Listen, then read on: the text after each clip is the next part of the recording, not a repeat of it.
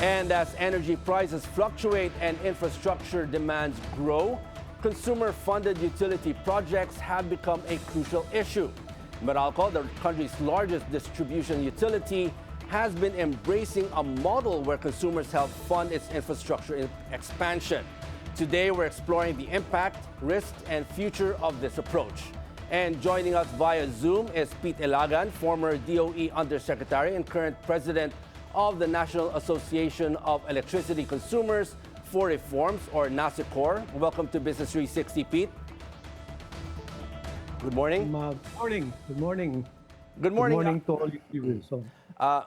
Okay, sir, the ERC states that auditing Meralco's investments in subsidiaries falls outside its legal jurisdiction. Now, what is NASECOR's legal basis for arguing the ERC not only can, but must trace these specific consumer-derived funds? Well, in the first place, this money comes from consumer rate payments. So, consumer-derived funds ito. Ang role ng ERC ay hindi nagtatapos after it gives approval or grants the rate of a particular utility like Meralco. Nag-uumpisa pa lamang kanilang oversight responsibilities upon the approval of a rate that translates to annual revenues to ensure the viable operations ng isang utility katulad ng Meralco. Dapat tuloy-tuloy ang oversight responsibility ng Meralco upang masiguro na yung inaprubahan na rate ay mapunta dun sa exact purpose upon which the rate was granted. Kailangan siguraduhin niya upang masiguro yung hinihingi ng batas na viable operations ng isang utility katulad ng Meralco, kasi ang operation ng Meralco is imbued with public interest. It is only a substitute to the state in performing a public service. Kaya kailangan siguraduhin ng ERC na yung perang ipinagkaloob niya na naging collection or annual revenue ng Meralco ay masiguro na napunta lamang doon sa exact purpose niya, according to the purpose upon which it was granted, upang maiwasan ang tinatawag na misappropriation or misuse of the funds, maiwasang merong over-recovery, at siguro natin maibabalik yung sobrang pangungulekta. Now, Pete, having said that, can you point to a specific line item or note in Meralco's own financial statements that, in your view, most strongly indicates that the 112 billion pesos may include over-recoveries rather than just legitimate retained earnings? Well, in their financial statements from 2012 to 2019, we see a line item which says cash generated from operations in the amount of almost 300 billion pesos. Kaya ito ang sinasabi na natin na dapat ay suriin ng ERC. Sa kanyang tinatawag na continued oversight function, dapat nagko-conduct siya ng tinatawag na periodic or annual true-up. Ang ibig pong sabihin nito, alamin ng ERC kung magkano ang totoong nakolekta ng Meralco sa isang taon upang ilaban ito doon sa kanyang inaprubahan lamang. Ito yung naging basihan ng ERC at ng Meralco nung unang mag-volunteer ang Meralco in 2020 na mag-refund ng 13.8 billion na sinundan ng ERC ng 4.7 at sinundan pa ng 21 billion. Ang ginawang methodology yan ay true-up review or true-up audit.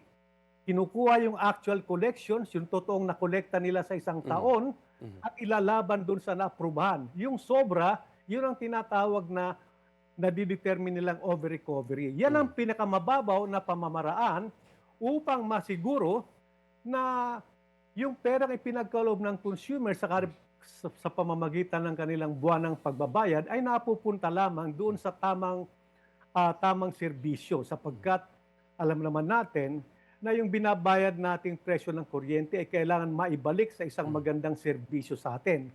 Ngayon, isang malaking obligasyon ng ERC na siguraduhin na hindi unjust, hindi unreasonable yung kanyang rate. Sapagkat kapag nagkaroon ng diferensya sa true-up review, sumobra yung nakolekta doon sa inaprubahan na dapat lamang kolektahan, Yes. ibig sabihin merong over-recovery na nagsasabi na unjust na at unreasonable itong presyo na pinagkaloob ng ERC sa Meralco. Now, Pete, the ERC now, kine-question ng standing ng NASECOR in this matter. Now, what is your response to that, and how does it affect your ability to represent consumer interests? Alam mo, nakakaalarma at nakakabahala yung question na yan, yung posisyon ng ERC. Sapagkat ang NASECOR ay mahigit ng 20 taon na kinikilala ng Energy Regulatory Commission. Mula sa unang chair na si Fe Garin, tapos sumunod si Albano, sumunod si Ducot, sumunod si Salazar, sumunod si Di Banadera, wala pong nag-question ng standing ng NASECOR. Nakakabahala po. At malinaw naman po ang basihan ng consumer representation dahil ito po ay nasa IPIRA. At ang pinakamaganda po rito, may mandato po ang ERC to ensure an adequate promotion of consumer interest and to provide the mechanism upang masiguro ang consumer representation sa ERC deliberations sa mga rate applications. Unang-una, ang perang yan ay mula sa consumers. At kung mula yan sa consumers yan, ay held in trust lamang ng Meralco. Kaya, ang masyadong nakapagpapaalala dyan, kinu-question ng NASECOR nung ating questionin itong Meralco investment. Now, yes. Now, Pete, Kaya nakakabahala masyado. Pete, if the ERC formally denies yung audit request ng NASECOR, ano yung mga specific legal remedies is NASECOR prepared to pursue if this happens? Well, ang unang-unang nakikita natin dyan, base sa ating experience na, ay abdication or dereliction of duty to protect consumer interest. Yan ang nakikita natin dyan. But why the sudden, you said before, na kinikilala ang NASECOR, but why the sudden change in stance? Ano pong observation nyo? Ang nakikita natin dyan, parang hindi na ngayong balanse ang pagtrato ng ERC sa interest ng utility at ng consumers. Hindi na nagiging balanse. Gaya ng paliwanag natin sa maraming pagkakataon, nababalanse ang interest ng utility owners katulad ng Meralco at saka ng consumers kapag ka na ipagkaloob na ng Energy Regulatory Commission ang inihiling na rate at annual revenue nila ay naipagkaloob niya na ang interest ng isang utility. Paano naman mababalanse ang interest ng consumers? Dapat lamang sa pamamagitan ng audit, sa pamamagitan na siguraduhin na yung perang ipinagkaloob ay napunta sa kanyang exact na layunin. Kung walang audit, walang review, ay walang protection ng consumer. That's where the ERC will fail in balancing the interest of the utility and the consumer's interest. Now, Pete, Kaya, yes. But on the other side of the argument, Meralco would probably argue that investing profits drive economic growth and future grid stability. Now, why should consumers see this specific 112 billion peso as their money instead of corporate capital?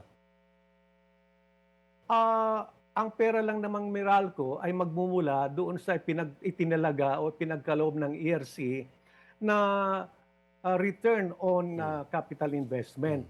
Kung magkano ang kanilang inilagak na puhunan, kung magkano lang dapat kitain nun, like for example, in the case of Meralco, binigyan sila ng a little more than 14%.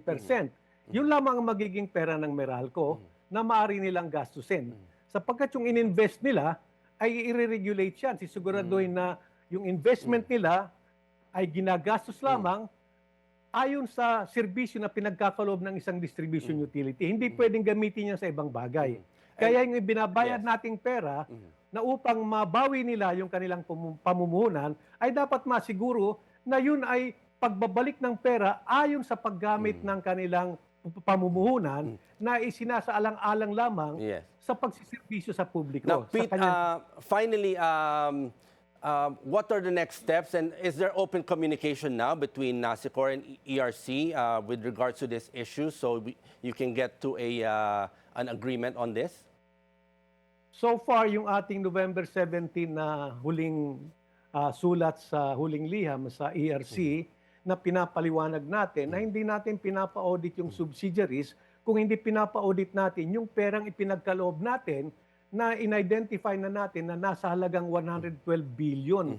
Yun ang nais nating tutukan ng ERC upang maproteksyonan yung perang kanyang ibinayad sa Meralco na dapat ay mapunta sa serbisyo sa consumers. Yung perang ininvest nila, hindi yan ang purpose ng perang binabayad natin buwan-buwan. Hindi po tayo nagbibigay ng pera sa Meralco para ma-expand yung kanyang interest. Okay. Hindi para mag-invest siya sa ibang mga negosyo. Ipinagkakaloob natin yung monthly payments na yan upang may pagkaloob sa atin yung serbisyo na ipinagkakaloob ng isang distribution. Yeah, Pete. Well, hopefully you do come with an agreement with the ERC with regards to this issue. But thank you for joining us this morning to talk about this issue and give us a quick education about what's happening right now with the taxpayers' money. Maraming salamat din.